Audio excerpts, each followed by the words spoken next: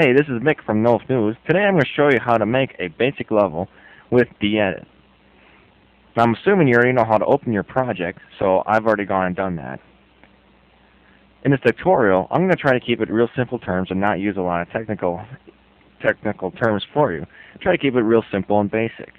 Go ahead and click your Worlds tab and your Worlds folder. You will only have two folders here. One will be called Prefab and one will be called Worlds. All you need to do is click your Worlds folder and then click your New Worlds button. Go ahead and enter a name of the new world that you're going to do. I'm going to name mine Basic. That's because I'm showing you the basics of how to get started. And go ahead and click OK. After you click OK, you're going to notice you got 4 new views. Your views are your perspective view, your top view, your left view, and your front view. You'll be using these to design whatever world that you're going to be designing or level. One of the most important things you got to add to a level right away is its world's properties. So go ahead and right click into any one of the windows and add object. And go roll down the list until you find world properties and go ahead and highlight it and click OK. I do this right away because it's one of the most important things you need to add to the level. If you go ahead and click nodes, this will display everything that's in the level from every brush, object, that'll be in one giant list. We only have one object in the world, which is world properties right now, and you notice that there's a little check marks in next to a box. Go ahead and click its properties. There's only a couple buttons in here that you really need to concern yourself with, and one is far Z. It's set at 100,000 units right now, which is the actual distance that the player can see. That's how far the player will draw in the game. If you have lag or you have a really low frames per second in the level, a good rule of thumb to do is to drop this number a little bit, and that won't take away from the viewing a little bit, but if you mix it up with fog or in a couple other things, and I can show you in some more advanced tutorials that this will really mix it up really nice and also increase your frames per second when you drop this number. The other item that you need to keep on top of is your fog info. This is what you can mix with your far Z.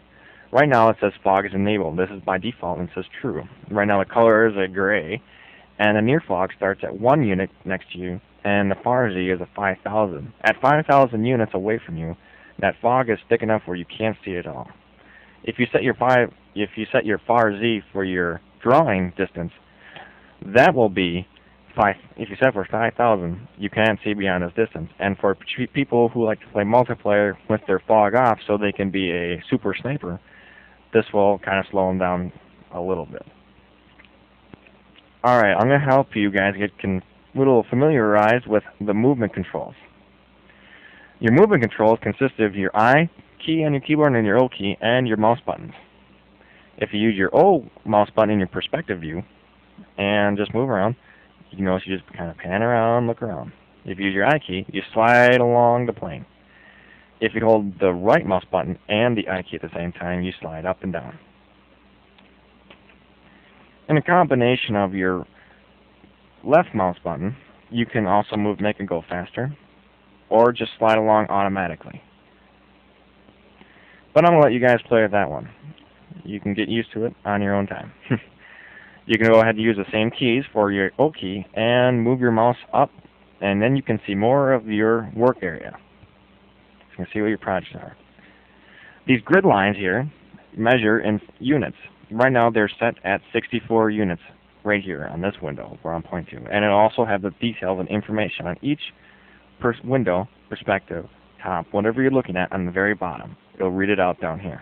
And also tell your position. And when it says not available, that's because you're moving along that plane. Next thing you need to know is your crosshair. This green crosshair can be moved around on its plane by holding the X key and the mouse at the same time. And you hold the X down and you just move your crosshair around. That's good for working your project when you have a wall somewhere else and this is your starting point. So, enough of that technical stuff. Let's get down to business. Alright, our world needs a floor.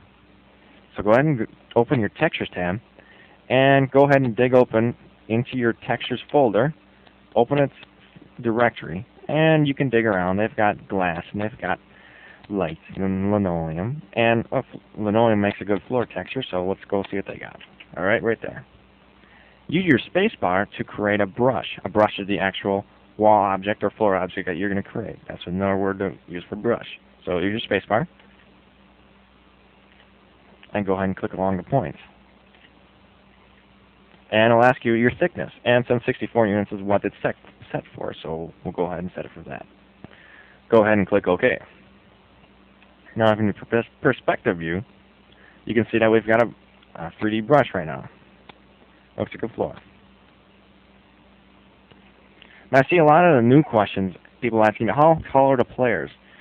Well, Kate Archer and units, it measures at about 97 units tall, and some characters are a little taller, some characters are a little shorter. A good rule of thumb is to keep a roof where a player can't jump at 128 units high, so these units are set for 64, so that's 128, and there's 256 units above them, so that's a good rule of thumb how to start making a wall.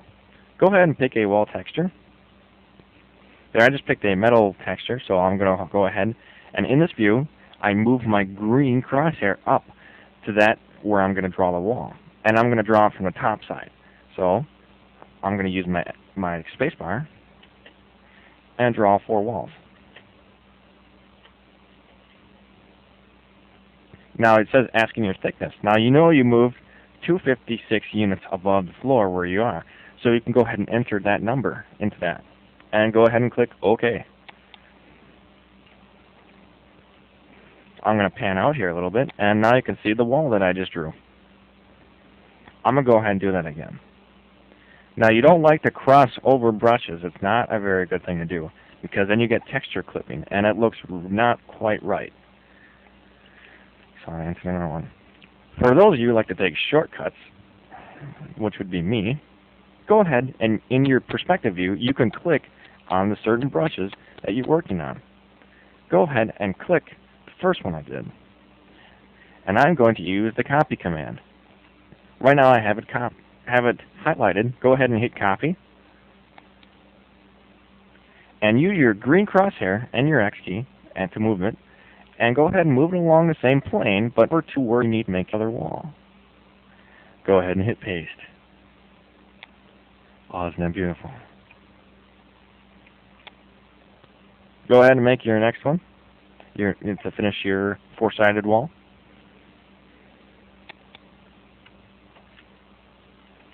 I use a shortcut command. I use Control plus C at the same time, and Control V to paste. I use the shortcut commands. Now you have a floor and 4 walls. Of course, now you need a ceiling. So go ahead and find yourself another texture and make a ceiling. Now I'm going to move my crosshair about 64 units above where I'm working again. And again, once again, I'm going to use a top view to draw this. A spacebar. Notice I'm covering the whole surface. Go ahead and enter 64 units. Enter. And now we've got a top on our world. To unmark that, or to not select it like it's highlighted right now, the roof, go ahead and hit the U key on your keyboard. That will unmark it. And use your movement commands and go ahead and put yourself inside the world to see what you've done. There's 4-sided walls. Alright, schematics.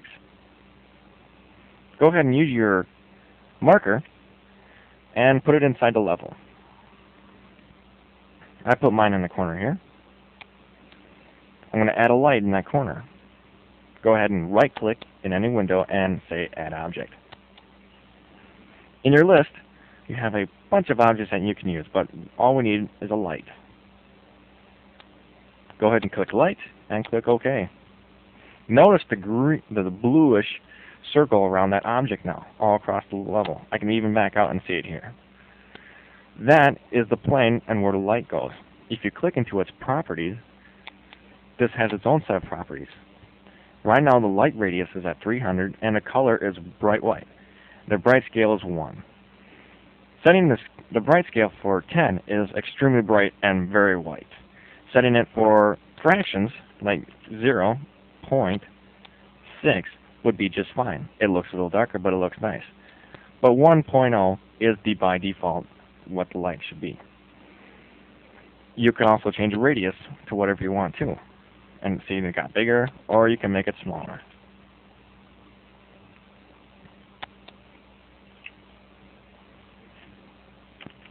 As you go along working on this project, it's probably a good idea to save this, just because they list the edit as a beta version, and sometimes crashes do happen, so go ahead and save your project as you go along.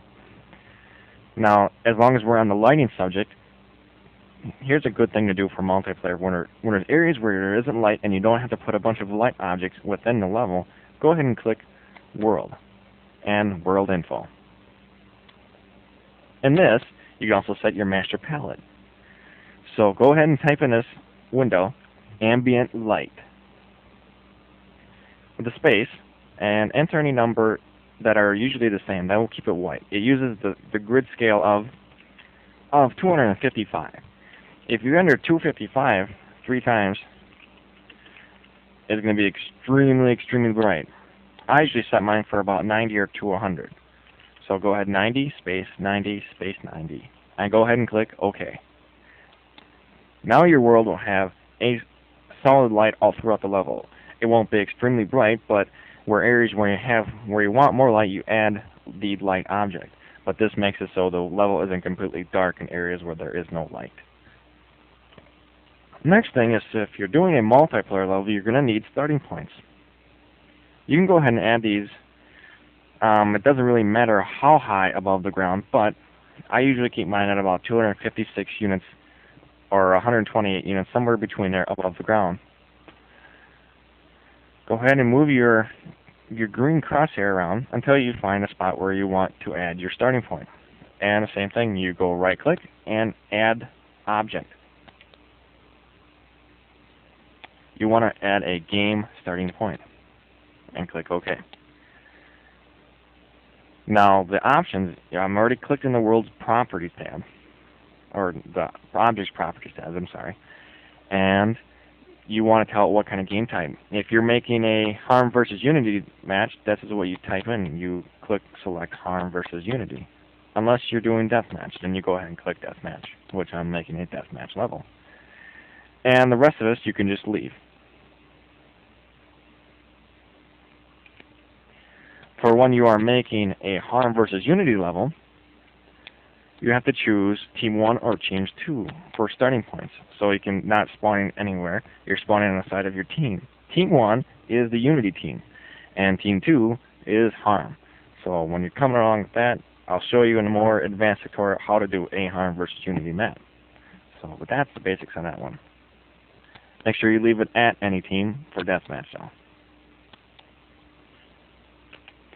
Okay, now we're done. The next thing we have to do is we can't play it yet. It's still in called the ED format. To be able to be played in NOLF, you have to convert it to a DEP, which is compiling it. So go ahead and click World and process the level. Now in these tabs, we have a bunch of boxes that we can check. I'm going to show you 2 ways to do this. Our import geometry is grayed out because this is the first time that we're compiling this level. So that one will always be checked in import texture flags because you're bringing in the textures. Apply lighting. That's what you need to check for, just so you can at least get lighting in the level for testing it. And full optimization with facts and proximization will need to be checked for your first test. And this is a good rule of thumb. Now when you added that light in there, you're going to need shadows. Compiling lights takes a long time. And for every light it adds, whatever objects or wall it hits, it adds extra time to the compiling. Apply lighting is a fast way to do it. So if you want to test lights, it will take longer to process, but go ahead and click it. When you're all done with the level, you're totally done, completed, ready to send it out for downloading, This is what you should check. You should also check on ignore hidden, because if you have stuff outside your world that can't be seen, it will get rid of it. Fix your T-junctions, shadows, Lamberton lights, and uncheck your fast approximation. That'll make sure the level is fully done. Now this bar over here is a frames per second saver. You might be testing your level and it has really crappy frame rates. Well, what the deal is here, if you crank this bar up, it'll take a lot longer to process, but it'll take away polys that are in the level to make the game run faster. So on your final process, you want to crank this bar all the way, well, almost all the way up. If you crank it all the way up, sometimes it'll well stall out. I never had it happen, and 1 notch or 2 notches down. So that's a good rule of thumb for your final process. So I hope I helped you in getting started in your basics for Nullness Forever. This is Mick with NOLFnews.com.